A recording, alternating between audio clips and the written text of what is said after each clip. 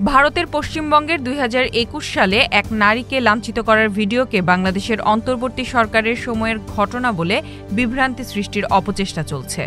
বিষয়টি শনাক্ত করেছে প্রেস ইনস্টিটিউট বাংলাদেশ পিআইবির ফ্যাক্ট চেক ও media research team Bangla fact. জানা যায়, এক নারীকে মারধরের একটি ভিডিও সম্প্রতি সামাজিক যোগাযোগ মাধ্যম ফেসবুকে ছড়িয়ে দাবি করা হচ্ছে এটি অধ্যাপক ডক্টর মোহাম্মদ ইউনূসের শাসনামলে বাংলাদেশের ঘটনা। বাংলা ফ্যাক্ট যাচাই করে দেখেছে, ফেসবুকে ছড়িয়ে পড়া এই ভিডিওটি বাংলাদেশের নয়। প্রকৃতপক্ষে এটি ভারতের পশ্চিমবঙ্গের উত্তর ২৪ পরগনায় ২০২১ সালের ভিডিও।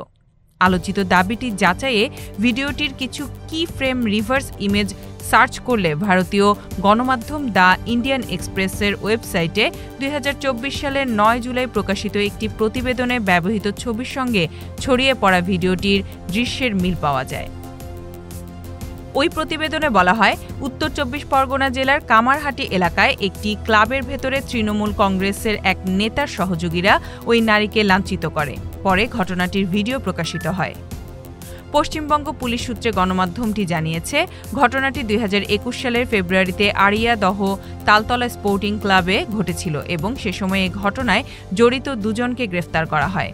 এছাড়া ভারতের news ১৮, ETV Bharat, India TV সহ একাধিক গণমাধ্যমেও একই ঘটনার সংবাদ প্রকাশিত হয়েছে বলে জানায় বাংলা ফ্যাক্ট।